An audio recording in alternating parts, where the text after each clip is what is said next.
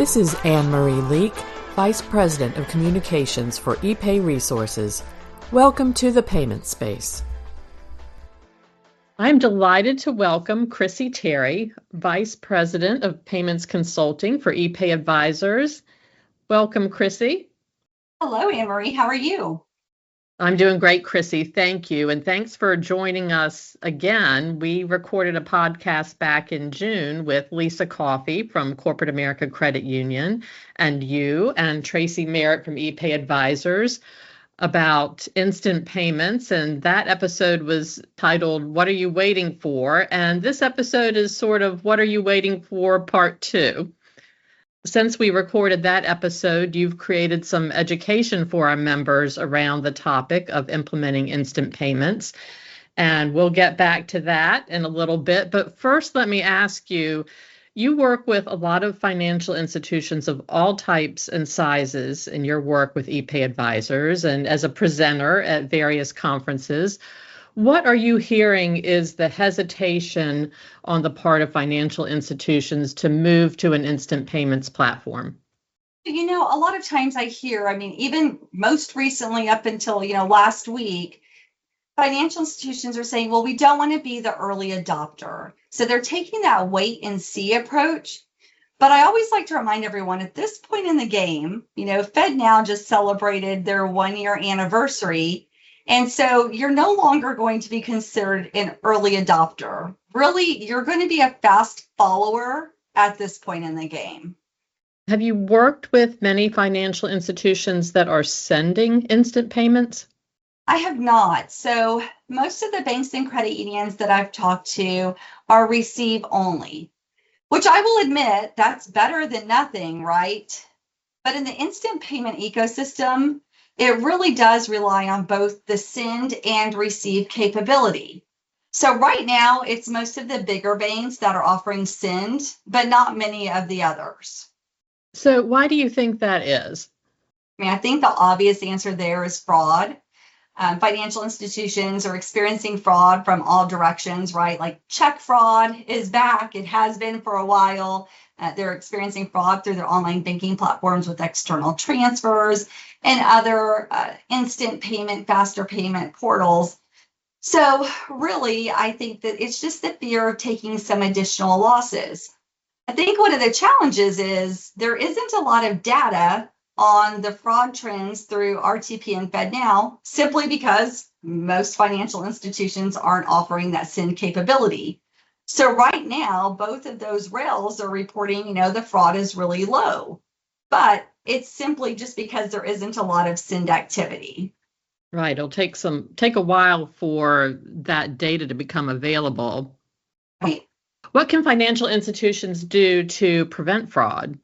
That's a great question, Anne-Marie. Really partnering with a vendor that can identify intrusions at the point of entry is really the key to that. So if you think about someone who maybe has biometric capability, that would be my preference if I was in charge of a financial institution in their fraud area, is looking at biometrics that has the ability to not just solely rely on behavior, but also the biometrics and offering real-time ability to stop potential threat actors.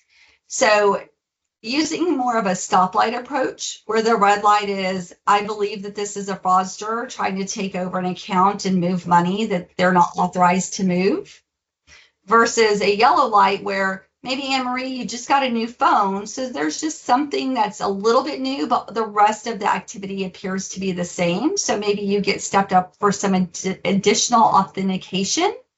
And then, of course, the green light where everything looks good and there is no friction for the end user, the customer member, and they're able to send the payment through with no problem. I also think people forget about they have the control of the limits. So just because FedNow and RTP have high limits, right? So FedNow is at 500,000, RTP is now at 1 million. It doesn't mean financial institutions have to allow those limits to every single one of their customers or members.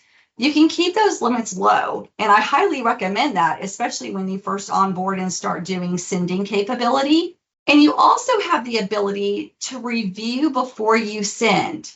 So while these rails are 24/7 by 365, you could certainly add language to your disclosures that you have the right to suspend suspicious transactions. So that all those things together could help prevent fraud. Now, I will admit there's not one saving grace that's going to completely save you from ever experiencing fraud. But just like any payment rail, there's going to be risk and there's going to be losses. But implementing a good partnership with a vendor, good limits, and that review before you send for certain transactions can certainly help reduce those losses. Great point. Just because the transaction limits are high doesn't mean you have to use those limits, and you should be setting ones that are appropriate to your particular situation and your comfort level. That's right. And we know that fraud is a huge concern for our members, not just related to instant payments, but related to payments in general. And we've put a lot of effort over the years into increasing the resources that we have, enhancing the resources that we offer to our members around fraud. We have our fraud forum community, our free fraud meetings that take place frequently throughout the year. We offer a number of opportunities for our members to network with each other, to share resources and share insight.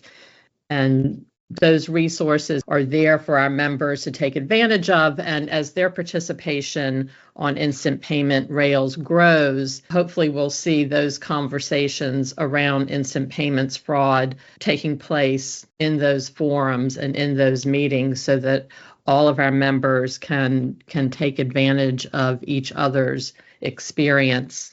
Absolutely. I'm so glad you brought up those free fraud meetings. I started attending this year the ones close to me, which are in Austin, Texas, and they are so valuable just to hear what member banks and credit unions are experiencing. But it's also really interesting because we also have some really great speakers. So far this year, we've had someone from the U.S. Post Office, so the postal inspector, presented on the mail theft fraud for checks. And this last meeting, we had Austin Police Department attend, and they were reporting on the fraud that they were seeing. So it does give some good insight if you're not experiencing certain types of fraud on what you could potentially start seeing in the near future. So yeah, those meetings are very valuable in my opinion. They really are. I've been fortunate to attend the ones that take place here in Richmond, and every time I come away with just pages and pages of notes that I then try and turn into some sort of content that our members can take advantage of, whether it's a blog article or a podcast episode. So that there's lots of valuable information coming out of those meetings. Absolutely. So other than fraud, why do you think institutions are hesitant to get on the FedNow or RTP rails? What else is happening? So last week I was at our payments university and I literally heard someone say, well, nobody is asking for it. Our customers simply aren't asking for FedNow and RTP. And I quickly, when I heard that conversation, I quickly joined in and explained, it's very unlikely for your customer member to ask for these particular payment rails. They simply just don't know what they are. They're not bankers. They don't know what the lingo is. But I can tell you that if any executive visits a call center or spends time at a branch, they will likely hear many use cases for offering FedNow and RTP. For example, they may hear a situation where a customer's child was at college and they needed to send money to them immediately because their car was broke down and they needed to pay the tow truck driver. They might learn that because their bank only offered external transfers, which takes the ACH rails, it took that college student 2 days to get the money. So there's lots of other use cases that I think if you just really stop and hear what your customers are saying when they come in with concerns or maybe even complaints, where you can see how FedNow or RTP could really be the solution. That is an excellent point, and it goes to the old saying, you don't know what you don't know, and sometimes financial institution customers or members don't know what to ask for, but as you said, if you listen, you will hear what they need. That's right. So that flows very well into my next question and answers it in part. How can an institution know if now is the time to implement FedNow or RTP? So to me, the first step is really developing a payment strategy. That's really necessary to understand the financial institution's current payments ecosystem. So understanding your current customer base, so what are your demographics? So we all know that those younger customers are going to expect a very fast experience, right? Like there's no patience, it's an instant gratification. And so if you have a large demographic of Gen Zs and millennials, you most likely really need to be considering FedNow and RTP. Now, if you have historically a customer base of the older generation who's still writing checks, maybe not so much, but you still have to keep in mind that eventually your customer demographic and base is going to change. Also understanding your current payments landscape. So what products are you currently offering and how are they performing for you? Are you generating revenue for those products? And then also just really exploring those use cases like I just talked about. How can FedNow or RTP fit into your payments landscape? Really determining if your strategy will be to drive revenue from these services or if you're just going to be offering a service to your customers and how can that benefit both the customer and you as the financial institution. Those are all excellent points. Thank you so much, Crissy. At the beginning of this episode, I mentioned some new resources that you've been working on. Remind our listeners how they can get guidance and support from ePayResources and ePayAdvisors in this journey, and tell us a little bit about these new resources you've been working on. Yeah, so if you go to ePayResources website, you can gain access to ePayU if you are a member. And there's a new presentation there called Emerging Payments. So it goes through FedNow and RTP, getting just a basic idea. And then also it delves into a payment strategy and really how that could benefit your financial institution. We also have other instant payment courses, such as Introduction to Faster Payments, Prepare Now for FedNow, RTP, Countering Fraud Threats, UK lessons, and others that are out there that are available for the members to listen to. We also offer consulting services that span across any of the payments, so ACH, wires, checks, anything you could really think of. But most importantly, for purposes of this discussion, our payment strategy is going to be the most beneficial as you're considering FedNow and RTP, because it really does help you understand your payments landscape and your customer demographic. We can also assist by helping onboard RTP and FedNow. We've worked with some financial institutions that simply wanted us to join calls to make sure they were asking the right questions and really serve as more of a project manager role. And then we've had other financial institutions who've reached out to us and said, we just really need someone to review our policies and procedures regarding instant payments. And we're able to do something as simple as that as well. We're always happy to provide a proposal. So please feel free to reach out to me if anyone is interested. The easiest way is by my email, which is cterry@epayadvisors.com.